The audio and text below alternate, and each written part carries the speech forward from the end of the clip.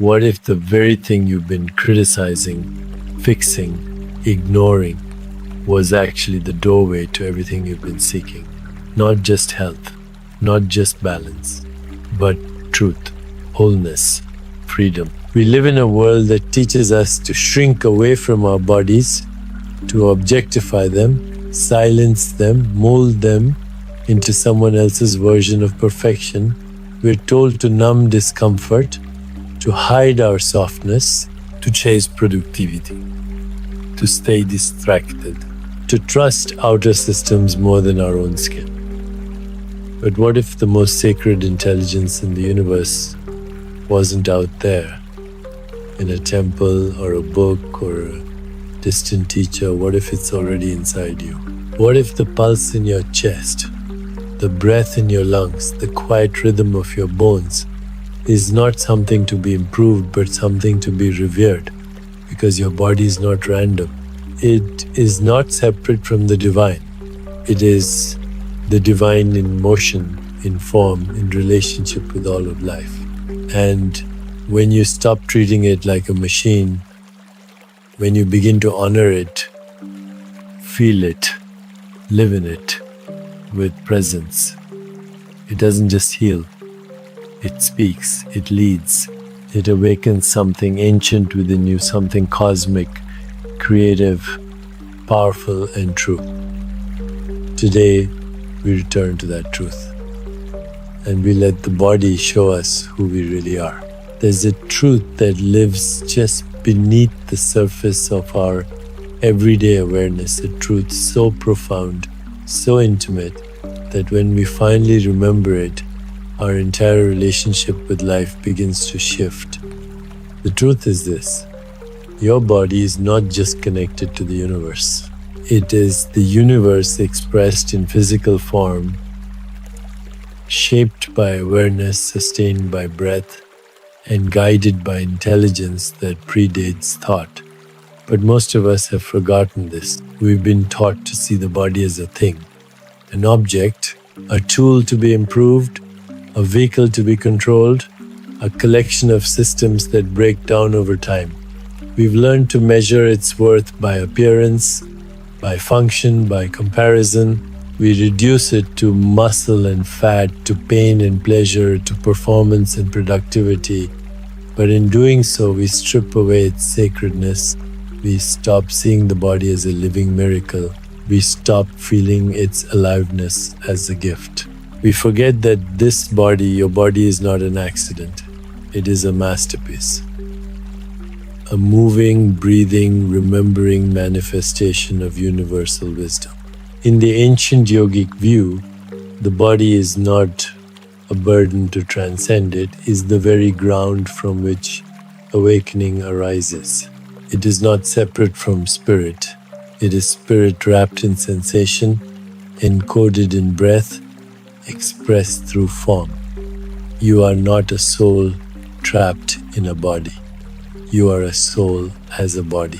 Every cell within you contains the memory of the stars. The same elements that form your bones were once part of suns. The same rhythms that pulse through your veins mirror the cycles of the moon, the tides, the turning of seasons. You are not apart from nature, you are nature, experiencing itself in a deeply personal, deeply human way. And when you begin to honor your body as sacred, not in theory, but in practice, something begins to shift. You move more slowly, you speak more gently, you listen more deeply, not just to others, but to yourself. And in that listening, a different kind of intelligence awakens. One that doesn't speak in logic or strategy, but in sensation, in instinct, in resonance, in presence. You begin to notice how your body responds to truth, not intellectually, but viscerally. A lightness in the chest, a softening in the shoulders, a quiet knowing in the gut.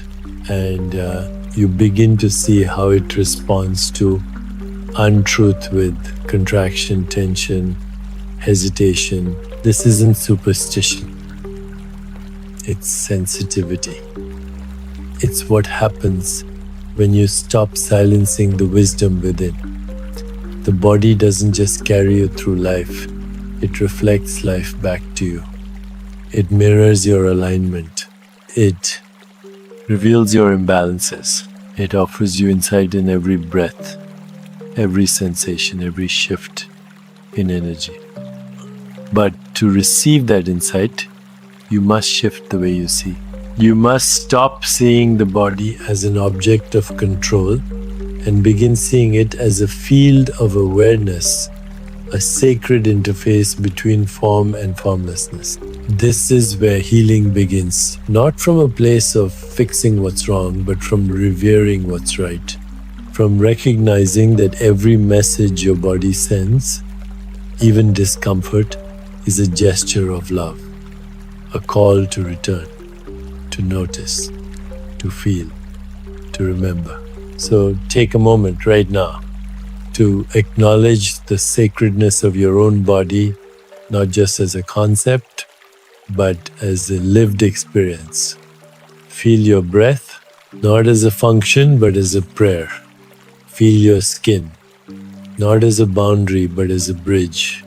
Feel your heartbeat, not as a mechanism, but as a rhythm echoing the drumbeat of the cosmos.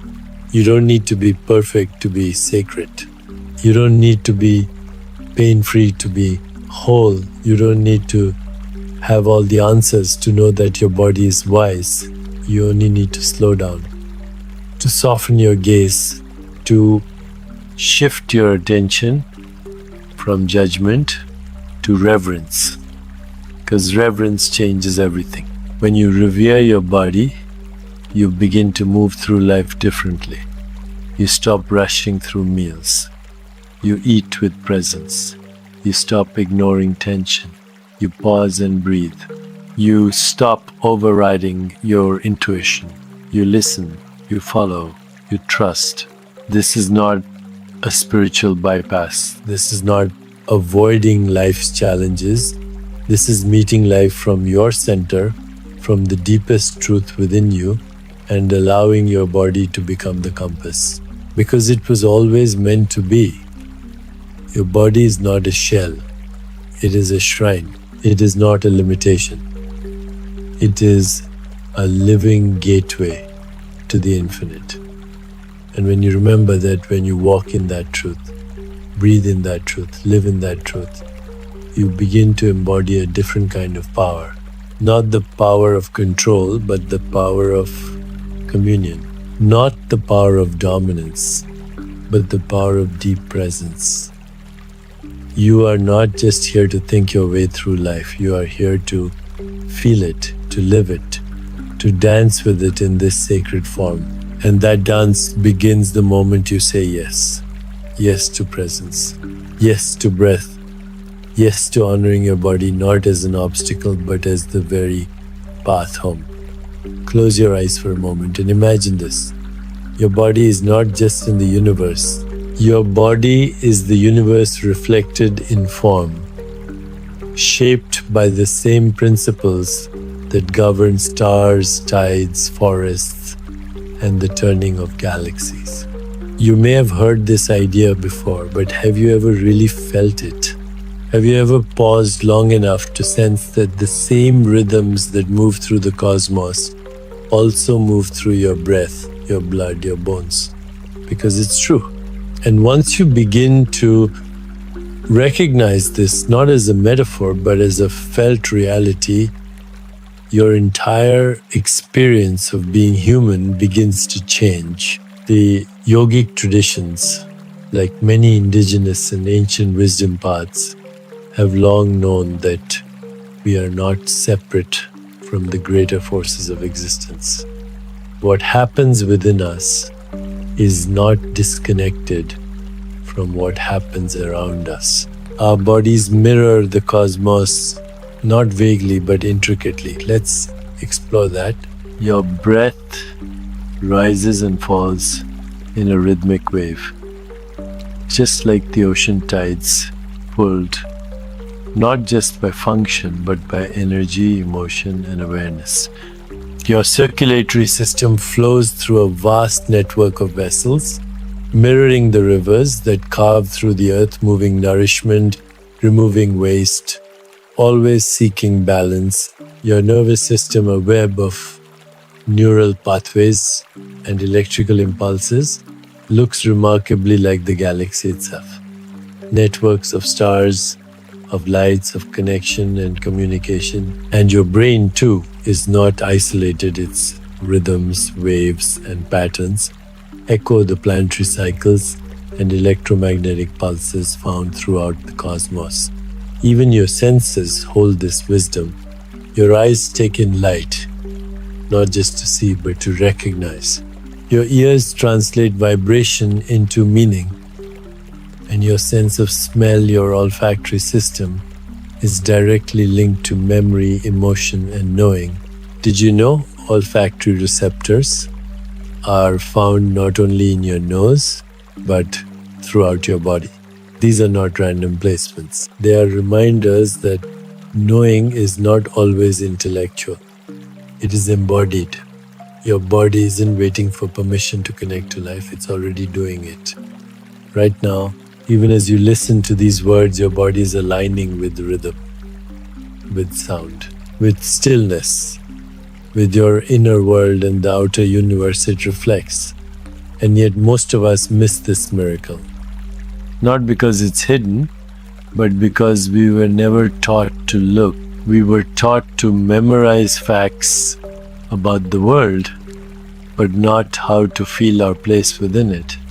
We were taught to name the parts of the body, but not how to live inside it. We were taught that the sacred was somewhere out there in temples, in books, and spiritual ideas. But we were rarely told that the most sacred experience of all might be the one happening right here, in your chest, in your gut, in the simple act of breathing with awareness. This is why embodiment is not just a concept, it's a portal. When you begin to live from your body, not as the body alone, but through it as a vessel of awareness, everything shifts.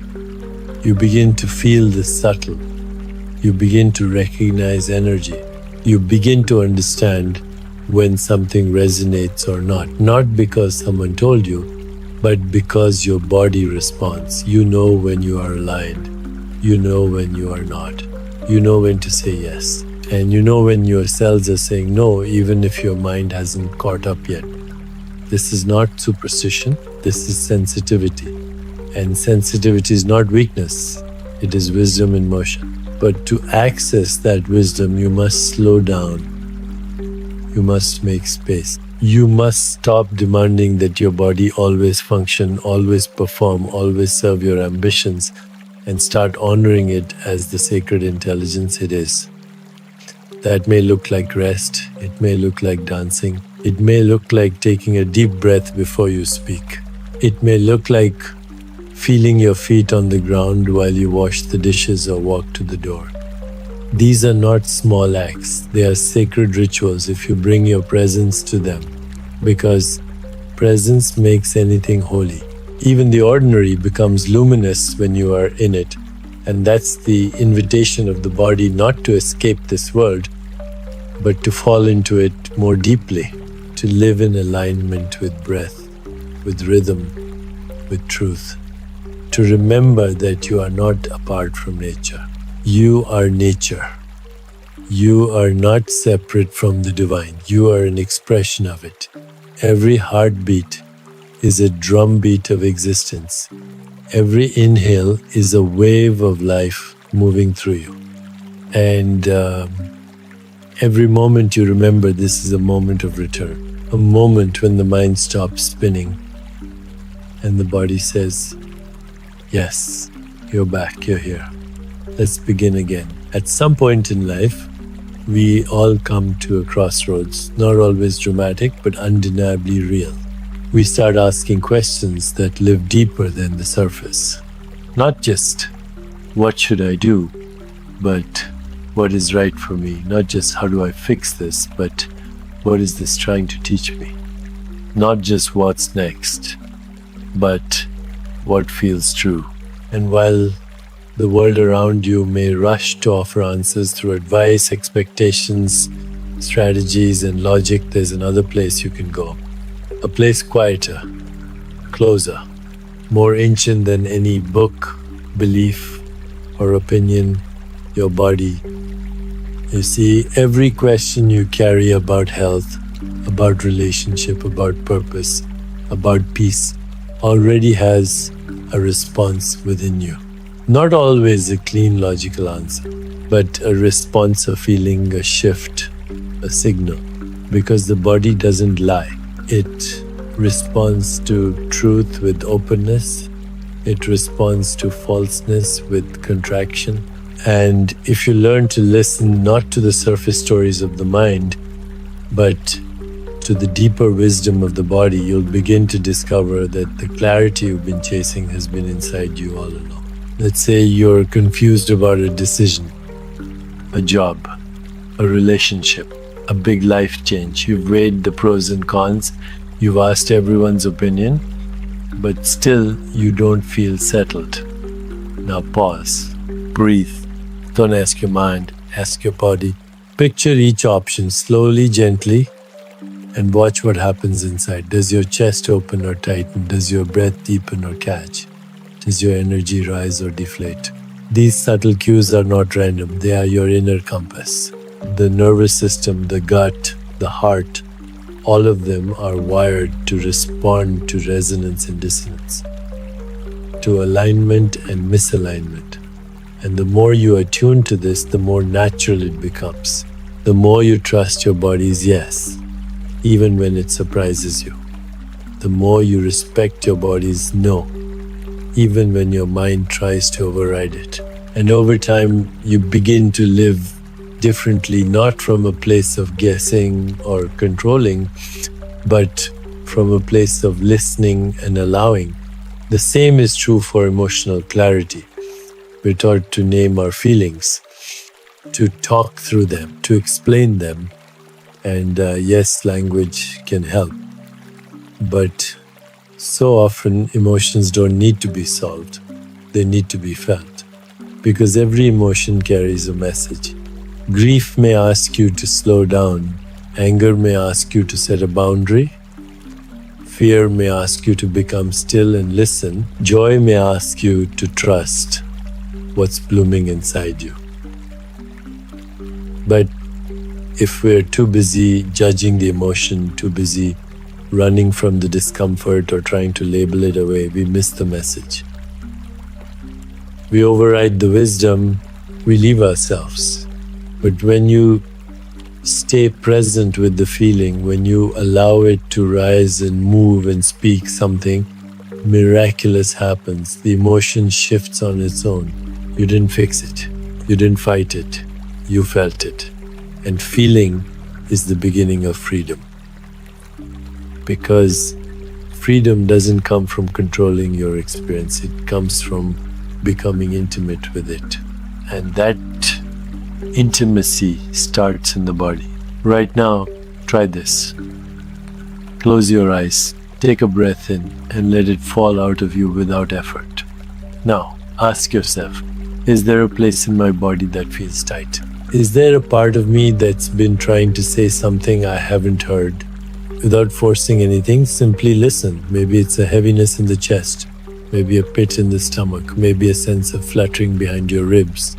You don't have to name it. You don't have to change it. You just have to be with it. Because that's where healing lives, in the presence that allows, that accepts, that holds. And the more you practice this, whether through meditation, breath work, gentle movement, or stillness, the more the body begins to trust you again. It begins to open more easily. It begins to speak more clearly. It begins to lead more often. And eventually, it becomes natural to say, I don't know the whole path, but I trust the next step. Because your body showed you, not in language, not in logic, but in truth that was felt. And this is where purpose begins, not in grand plans or distant outcomes, but in the simple act of aligning with what is real, when you stop ignoring the signals, when you stop pushing through the tension, when you start honoring your sensitivity as wisdom, your whole life begins to reshape itself around clarity. You speak more honestly. You choose more clearly. You rest more deeply. You live more gently. And that gentleness becomes strength, not the loud kind, but the kind that stands firm in knowing, I am allowed to follow what feels true. I am allowed to build a life that fits my nervous system. I am allowed to trust what my body knows. Because in truth, you always have. You just forgot how to listen. Now you remember, and remembering changes everything. There's a moment after all the seeking, all the striving, all the chasing for answers out there, when you stop. You stop not because you've given up, but because you finally realize you've been searching in the wrong direction. You sit in silence. You feel the breath move through you. You feel your heart beating. And you realize everything I've been looking for is already here. It doesn't mean your questions are gone. It doesn't mean life becomes easy. But it means you now know where to look. Within, because your body, this tender, pulsing, intelligent form, isn't separate from the wisdom of the universe. It is the universe made visible. It's not just a reflection of cosmic intelligence. It embodies it. And when you treat it that way, when you live in reverence rather than resistance, you begin to walk through life with a kind of grace you didn't know was possible. You stop trying to dominate your experience. You start partnering with it. You stop demanding that your body prove something. You start honoring what it's been trying to tell you all along. And from that sacred partnership, a different way of living emerges. Not just a different lifestyle, but a different way of being. You no longer approach your body with fear. You approach it with trust. You trust that discomfort is a signal, not a punishment. You trust that intuition is real, not imaginary. You trust that pleasure, joy, and peace are not luxuries, they are your natural state. When you live in alignment with your own nature. And you begin to see that your body is not separate from the greater rhythms of life, it moves with them. The breath and the tide, the heartbeat and the drumbeat of the earth, the menstrual cycle and the lunar phases. The body knows what your mind has forgotten. You are nature. The same forces that govern stars, winds, rivers, and soil also govern you. And when you honor that truth, not intellectually but bodily, you come into coherence with life itself. This is what the mystics and sages have been pointing to for centuries. This is what yoga, meditation, and breathwork help us access. Not escape, not transcendence. Embodied unity, wholeness. The moment when the illusion of separation falls away, not because someone told you it should, but because you feel it. You feel that you are not apart from this world. You are a vital expression of it. Your pain is not separate from the pain of others. Your healing is not separate from the healing of the earth. Your stillness ripples outward. Your presence nourishes everything it touches, and you begin to live not from fear, not from lack, not from proving, but from remembering. Remembering that this body, your body, is not a burden. It is not a distraction. It is not less spiritual than your thoughts or dreams. It is the ground of your awareness. It is the meeting place of soul and soil, of sky and skin. It is the instrument through which consciousness becomes experience. And when you treat it with sacred attention, it begins to glow from within. You begin to walk with deeper dignity. You begin to eat with reverence. You begin to speak with honesty because your throat no longer has to carry what the heart is afraid to say. You begin to rest, not just because you're tired, but because you belong to nature's rhythm. You begin to move, not from punishment, but from joy. And in every moment you return, again and again.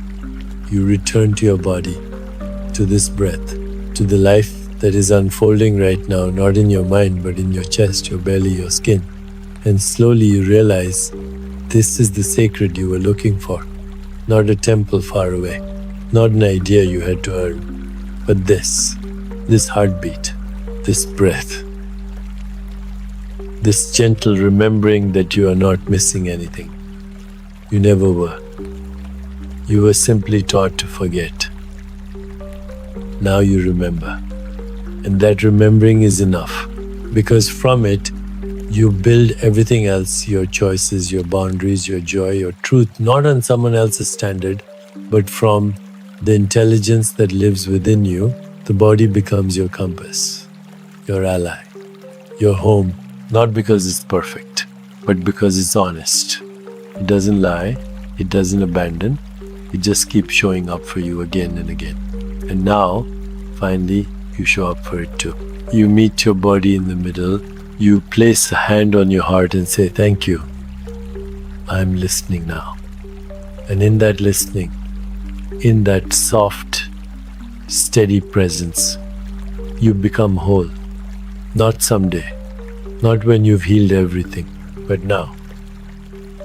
Because wholeness isn't something to reach, it's something you remember. And remembering changes everything. If something in you softened, if a truth stirred, if you felt even for a moment that deep exhale of remembering who you are, then stay with it. Don't rush to the next thing. Let it land. Let it settle in your bones. You don't need to hold it all perfectly. You don't need to change everything overnight. You only need to keep returning to this breath, to this body, to the sacred intelligence that's been waiting within you all along. And if this journey resonated with you, I invite you to stay close. Subscribe to this channel, not for content, but for connection, for support, for the quiet reminders that you are not alone on this path of remembering. If you know